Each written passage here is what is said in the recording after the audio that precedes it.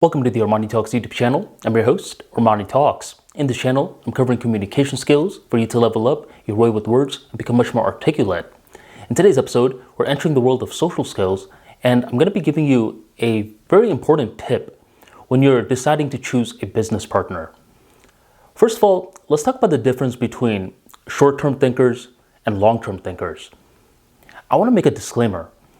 Just because you are a short-term thinker in one part of your life does not mean that you are a short-term thinker in another part of your life. For example, let's imagine that you're a person that is a very short-term thinker when it comes to work. You're always looking to see when it's going to hit 5 p.m. so you can leave. You're creating excuses a lot to your manager.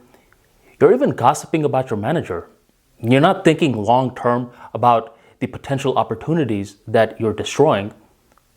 But this is just with work. With your relationship, on the other hand, you're projecting all the way into the future. You have these vacations in mind of how the spouse, yourself, you guys are going to go cruising all over the world is going to be amazing. So just realize this, because one person is a short-term thinker in X facet of their life does not mean that they are not a long-term thinker in Y facet of their life. So what we need to understand from here is the business opportunity that is at hand. Are we at least in similar philosophy in regards to this? This is what I believe determines whether or not this will be the right business partner for us. I mean, Warren Buffett, I believe, has a very famous quote, which goes like, when choosing a business partner, you want three things. You want them to be smart, energetic, and with high integrity. But this is the most important, the high integrity. Because if you don't have that, you don't want the first two either. If someone doesn't have integrity, you don't want them smart and energetic. You want them dumb and lazy. That makes a lot of sense. But we often don't ask the question, what is the focal point that someone is operating with? Are they trying to get money quick, which is fine, or are they trying to build assets into the future? And if this is not right, let's say Paul is a short-term thinker and John is a long-term thinker, it doesn't matter how much they try to work together. In a couple of months to a couple of years, they're most likely going to end in a very heinous sort of way. This is one of the reasons why a lot of boy bands, businesses, groups, and such break up in a bad way. It's because their focal point is different. And the focal point will determine what sort of patience someone has, and more importantly, what type of questions they ask. Are you a long-term thinker? Let's say with business you are, and you're trying to assess if this person that you're going to be working with is a long-term thinker or a short-term thinker. This is one way to test it out. You can never know for certain, but there's certain things that will help you assess the temperature.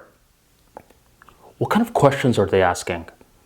Are they asking questions that are the water of a field? Or are they asking very surface level questions? What do you mean by water level questions, Armani? Well, think about water. Water has multiple uses. You can use it to brush your teeth. You can use it to hydrate yourself. You can use water to provide pressure to generate movements in a turbine. One substance, multiple uses. Now, if you're a long-term thinker within a certain field, eventually you will discover the water within the field, aka the skill set that you never want to automate. One example of this with publishing, for example, or more specifically, self-publishing. A lot of people are entering this market. You see all those books right here? Self-published. Nowadays, more and more people are coming into this field. They're even pairing up. But the type of people that are pairing up are different. Some are short-term, some are long-term. The short-term thinkers are like, how can we automate the writing away? How can we hire ghostwriters? Heck, if we work with some of these college freelancers, we'll get it for really cheap. So these are the questions they're asking. How can I negotiate better with ghostwriters? But the long-term thinker, they're willing to automate everything else but the writing part. Because what is writing? Writing is the water of self-publishing. You could use writing to create books, to create tweets, to create blogs, newsletters. And what is writing? It's thinking. It's thinking out loud. So you can use it for critical thinking. You could use it to install neural pathways in your body. You could use it to influence. Why the hell are you going to automate something like this to a college freelancer? So what we want to understand is that when spotting a potential business partner, integrity is important, energy is important, if they're smart or not is important, but we really gotta get to the heart of the issue, which is, what's their focal point? Do they want to make money now and make it quick? Or do they want to build assets into the future? Pairing two short-term thinkers together is a match made in heaven, surprisingly. They're going to fuel each other, ask each other similar questions, and make a boatload of money right now.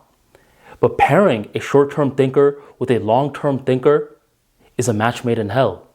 The one way to spot if this other person across from you is a long-term thinker is to simply see if they're asking any questions that are related to the water of a field. One substance, multiple uses.